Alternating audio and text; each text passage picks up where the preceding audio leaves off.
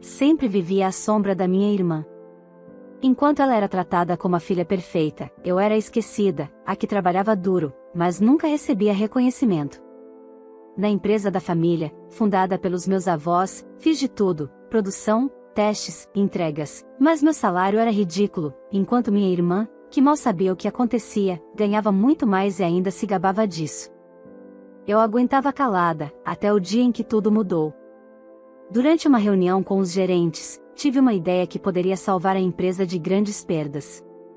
Todos me elogiaram, mas, de repente, minha irmã se levantou e disse que a ideia era dela. E, para piorar, meu pai bateu na mesa e, diante de todos, me chamou de lixo. Foi nesse dia que tomei a decisão que mudaria para sempre a minha vida. Olá, seja bem-vindo ao canal Histórias Surpreendentes. Curta e se inscreva nesse canal, aproveite e ative as notificações. Comente aqui de qual cidade você está assistindo, vou adorar saber e deixar um coração no seu comentário. Desde que me entendo por gente, me acostumei a viver nas sombras da minha irmã. Enquanto ela era tratada como a menina de ouro da família, eu era a filha do meio-fio, aquela que ajudava porque era obrigação.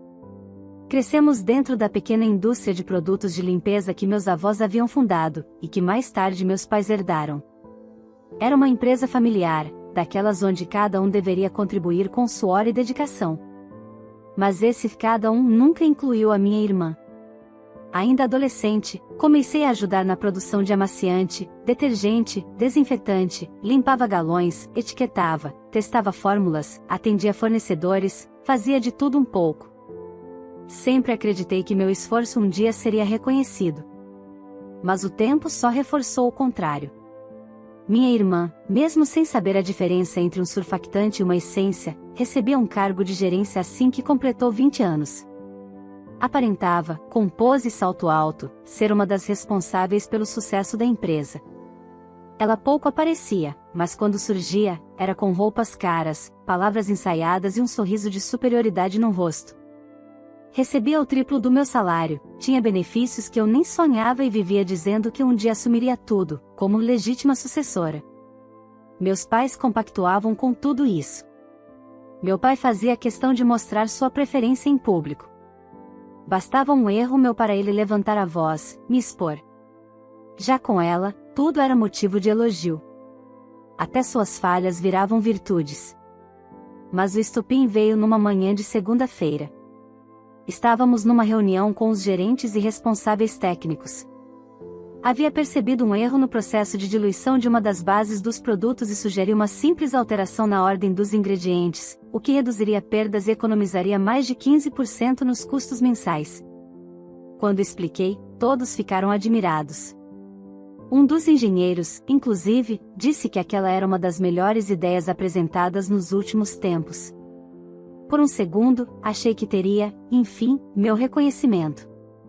Mas minha irmã, com um leve sorriso, levantou-se e disse com a maior naturalidade do mundo: na verdade, essa ideia foi minha.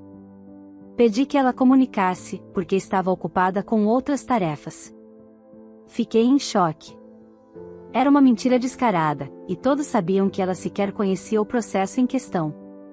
Quando tentei argumentar, dizendo que não era bem assim, que a ideia era minha e que podia provar, meu pai bateu com força na mesa e gritou para todos ouvirem: sua invejosa e imbecil. A ideia claramente foi da sua irmã. Você é a filha mais lixo que já tivemos.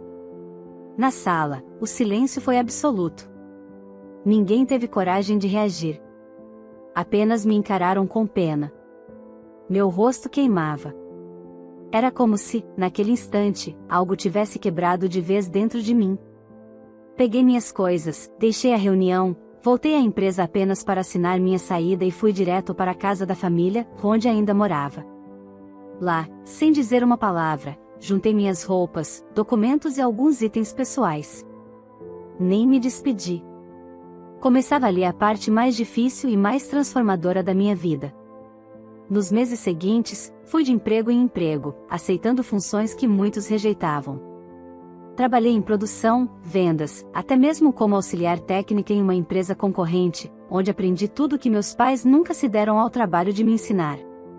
Aos poucos, com sacrifício e noites mal dormidas, juntei o suficiente para abrir meu próprio negócio, uma microempresa de produtos de limpeza.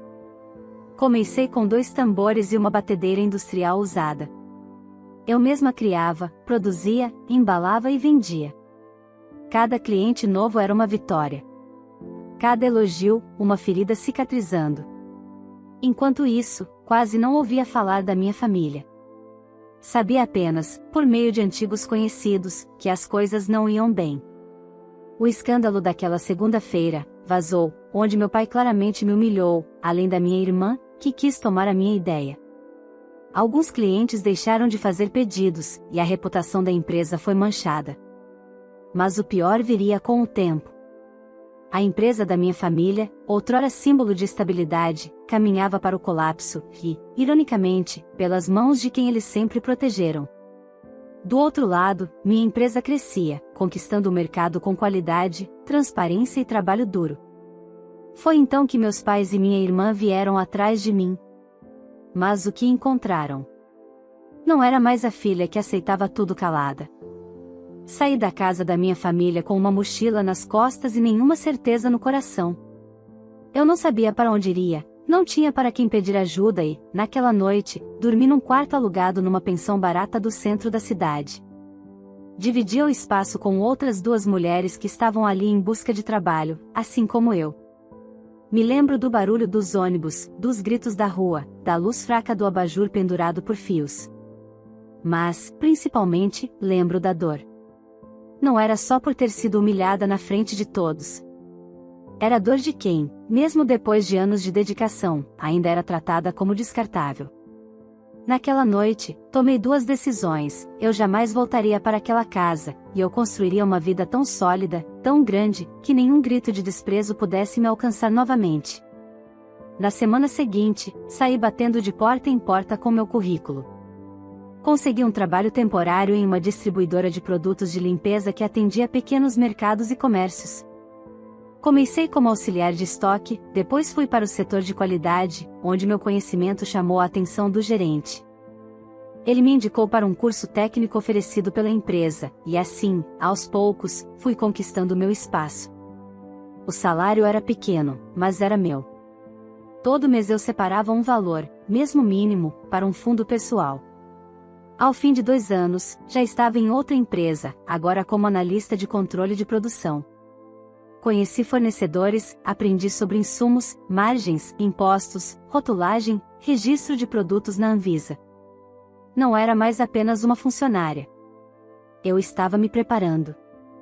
Foi quando cruzei com o Sr. Joaquim, um antigo químico da empresa dos meus pais, que havia se aposentado. Ele ficou emocionado ao me ver. Contou que saiu da empresa após o clima tóxico que se instalou depois da minha saída, e que minha irmã havia assumido funções que não dominava. Eles jogaram fora o que tinham de mais valioso, ele disse, me olhando com um misto de orgulho e lamento. Contei a ele meu plano: abrir minha própria fábrica. Pequena, simples, mas minha. Joaquim, mesmo aposentado, se ofereceu para me ajudar com as fórmulas e os testes iniciais. Fiquei surpresa, mas aceitei com gratidão. Com o pouco que havia guardado, aluguei um galpão minúsculo numa rua quase escondida. Comprei uma batedeira industrial usada, 2 tambores plásticos e etiquetas feitas por encomenda em gráfica rápida. O nome da marca veio de forma quase intuitiva: Essencial Química. Passei dias e noites testando fórmulas com Joaquim. Começamos com sabão líquido e amaciante. Os primeiros lotes eu mesma produzi, embalei e entreguei, de porta em porta. Lojas de bairro, salões, mercadinhos. Entrei com coragem onde antes havia medo. Algumas recusas me fizeram chorar, mas outras abriram portas. Um dos primeiros contratos maiores veio com uma rede de lavanderias. O gerente adorou o amaciante que entreguei como amostra. Cheiro agradável, fixação boa, preço justo. Vamos testar com nossos clientes, ele disse. E testaram. E amaram. Esse contrato foi o empurrão que eu precisava. Ampliei a produção, contratei 2 pessoas, e comecei a fornecer também para alguns mercados. Enquanto isso, pelos corredores da antiga empresa da minha família, as coisas desandavam. A notícia de que minha irmã havia comprado um lote inteiro de essência adulterada se espalhou. Vários lotes de produto tiveram que ser recolhidos. A imagem da empresa ficou manchada. Mas ainda assim, ninguém da minha família me procurava. Nem mesmo para perguntar se eu estava viva. Até o dia em que, sem aviso, recebi uma ligação do número fixo da casa dos meus pais. Olhei para o telefone tocando e por um momento hesitei. Meu coração disparou. Atendi em silêncio. Do outro lado da linha, a voz fria do meu pai: precisamos conversar. É importante. Eu queria perguntar por que agora. Por que só agora que ouviram falar do sucesso da minha empresa? Mas apenas respondi: não tenho nada para conversar com vocês. Desliguei sem esperar resposta. Mas eu sabia, isso era só o começo. Depois da ligação fria do meu pai, imaginei que eles poderiam insistir. Mas não achei que teriam a ousadia de aparecer pessoalmente. Engano meu. 3 dias depois, enquanto eu terminava uma visita técnica no novo ponto de revenda, fui avisada que 3 pessoas estavam esperando por mim na recepção da sede da Essencial Química. Ao retornar, lá estavam eles, meu pai de braços cruzados, com o semblante fechado, minha mãe visivelmente desconfortável, e minha irmã, com o mesmo olhar de superioridade de sempre, mas agora com um leve traço de preocupação. Podemos conversar? Meu pai perguntou, como se aquilo fosse uma gentileza extrema da parte dele. Levei-os até uma sala de reunião. Nenhum de meus colaboradores sabia exatamente quem eram, mas bastava olhar para perceber o clima estranho no ar. Agradeço a visita, mas não vejo o que temos a tratar, comecei, direta. Meu pai ajeitou a postura na cadeira e disse com a voz firme: vamos poupar rodeios. Estamos propondo uma fusão. A empresa que você criou tem bom desempenho. A nossa enfrenta dificuldades. Uma união resolveria tudo. Minha irmã complementou com um sorriso forçado: combinamos nossas forças e retomamos o mercado juntas. Você cuida da parte operacional, eu da parte estratégica. Uma aliança familiar. Fiquei alguns segundos em silêncio. O mesmo pai que me humilhou diante de todos, agora vinha me propor uma fusão. A mesma irmã que roubava minhas ideias, queria agora dividir cargos e lucros comigo. Então é isso? Perguntei. Vocês me ignoram por anos, me expulsam da empresa, me chamam de lixo, e agora querem unir forças. Você está sendo emocional, disse minha mãe, finalmente abrindo a boca. Negócios são negócios. A empresa precisa dessa união para sobreviver. Meu pai então bateu com a palma na mesa, repetindo o gesto de anos atrás: estamos te dando uma oportunidade de fazer parte de algo maior. Se recusar, a culpa pela falência será sua. Fiquei em pé. Respirei fundo. Me aproximei da porta. E, olhando nos olhos deles, respondi com calma: a oportunidade que vocês me deram foi uma vida de rejeição. A empresa que vocês estão prestes a perder é a mesma onde fui tratada como um estorvo. A Essencial é minha. Tudo que construí foi sem a ajuda de vocês. E por isso, não haverá fusão. Minha irmã se levantou bruscamente: você vai se arrepender. Está deixando o orgulho te cegar. Sorri, serena. Não. Estou deixando a dignidade me guiar. Saíram da sala sem se despedir. Nos dias que seguiram, recebi e-mails formais tentando retomar a proposta. Meus advogados recomendaram que eu não respondesse nada. Alguns boatos começaram a circular, que eu havia negado ajuda por vingança, que a Essencial crescia por causa de antigos segredos da fórmula da outra empresa. Mas nada disso colava. Minhas fórmulas eram novas. Meus produtos estavam registrados, auditados e com laudos em dia. Não havia falhas. Não havia pontas soltas. Só havia a verdade, uma filha que eles rejeitaram, e que agora era dona de si.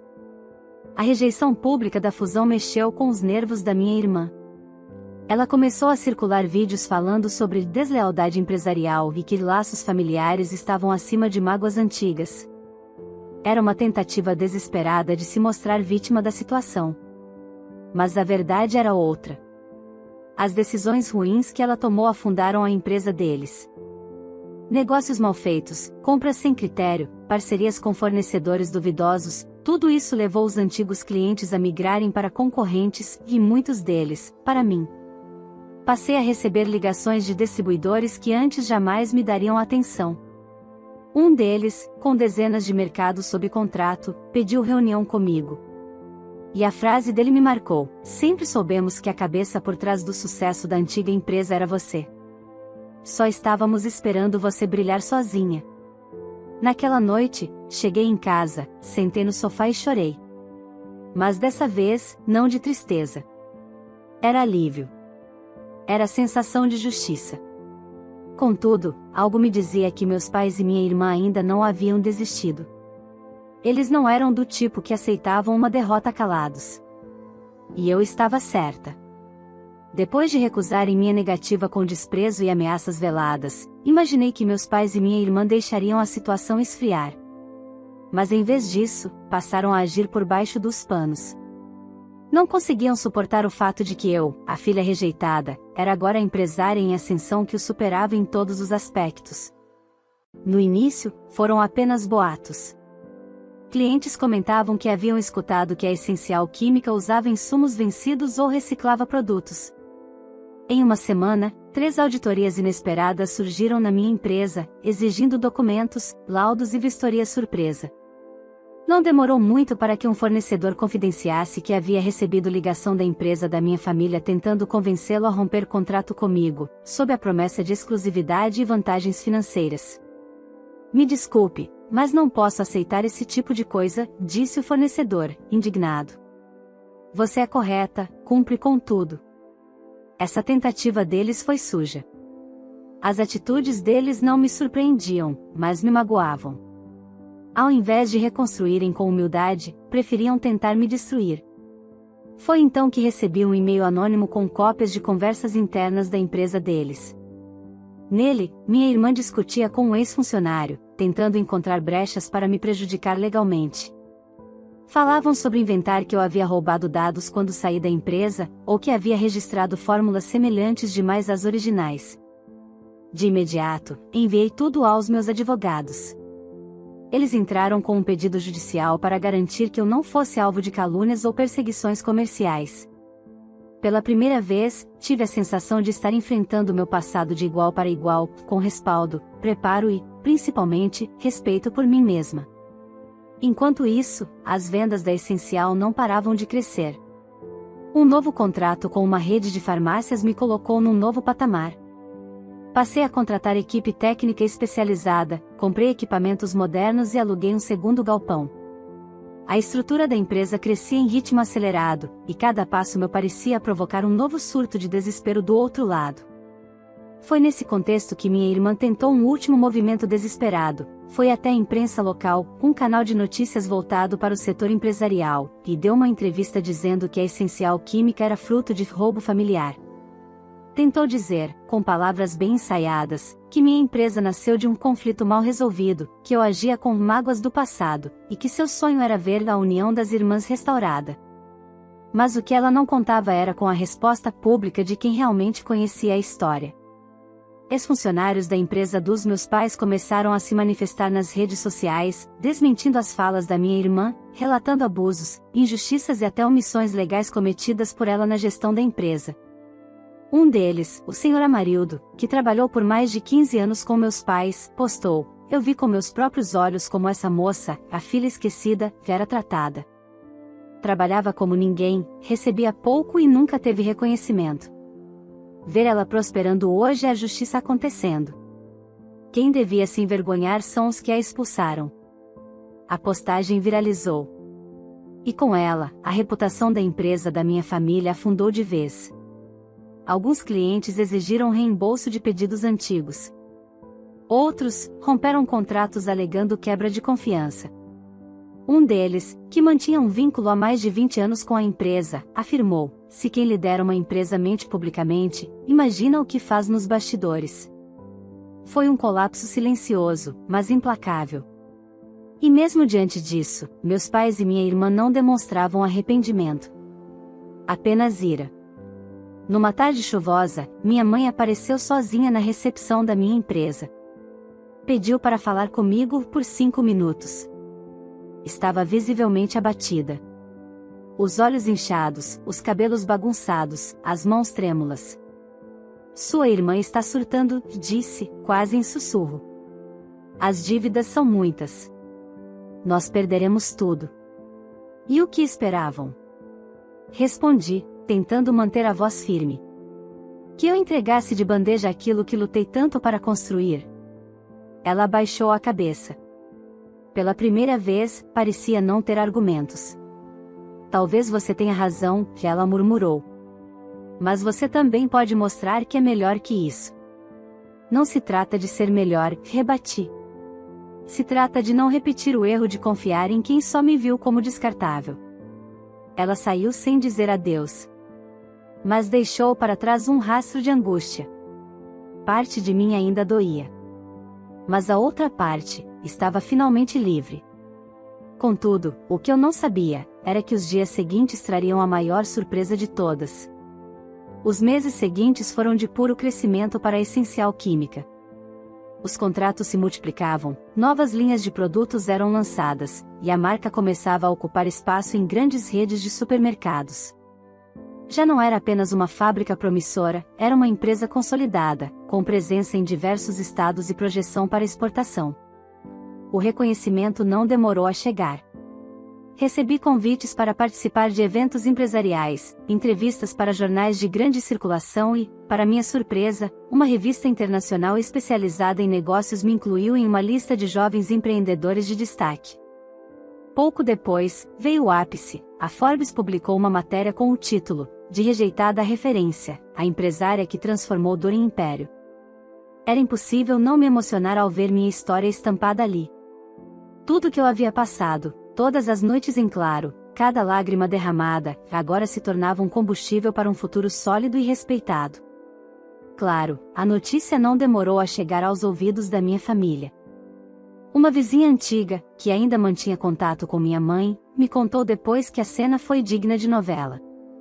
Meu pai atirou a revista contra a parede, minha mãe chorava de raiva e vergonha, e minha irmã gritava que aquilo era uma humilhação pública. Para eles, não era motivo de orgulho que eu tivesse vencido. Era apenas mais uma afronta. E foi nesse estado de desespero que decidiram cruzar a última linha. Na madrugada de uma sexta-feira, quando a cidade ainda dormia, 3 figuras encapuzadas estacionaram um carro antigo a poucos metros do galpão principal da Essencial. Carregavam galões de combustível e isqueiros. O plano era simples e covarde: atear fogo no portão principal e causar destruição. As câmeras de segurança registraram cada movimento.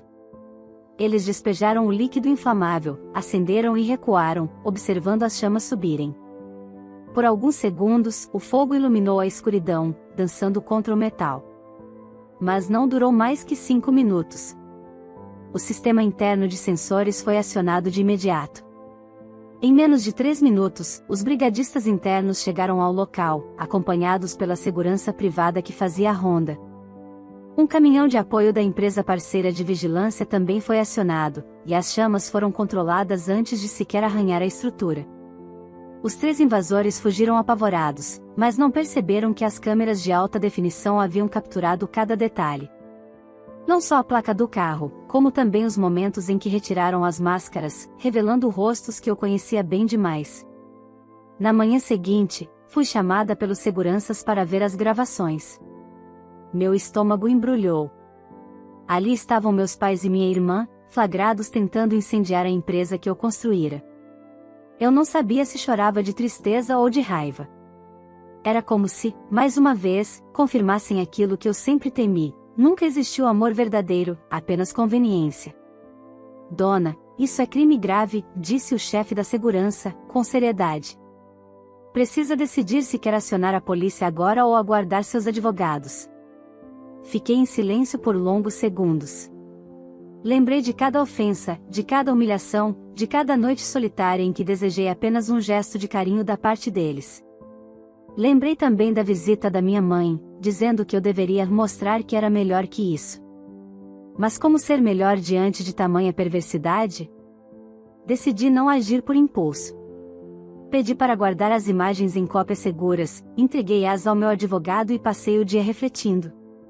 Enquanto isso, meus funcionários comentavam sobre o ocorrido em tons baixos, sem saber quem eram os responsáveis.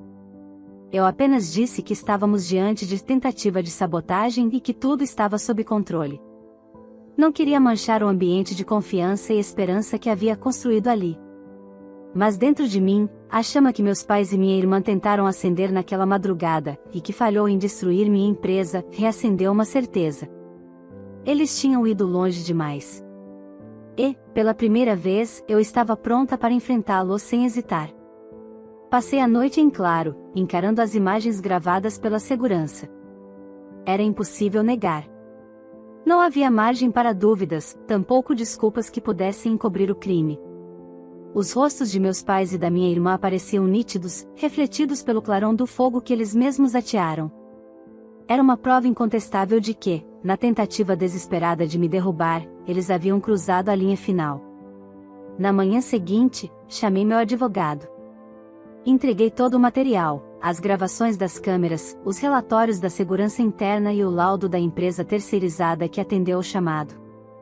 Ele me ouviu em silêncio, e quando terminei, disse apenas: "Está na hora de encerrar esse ciclo.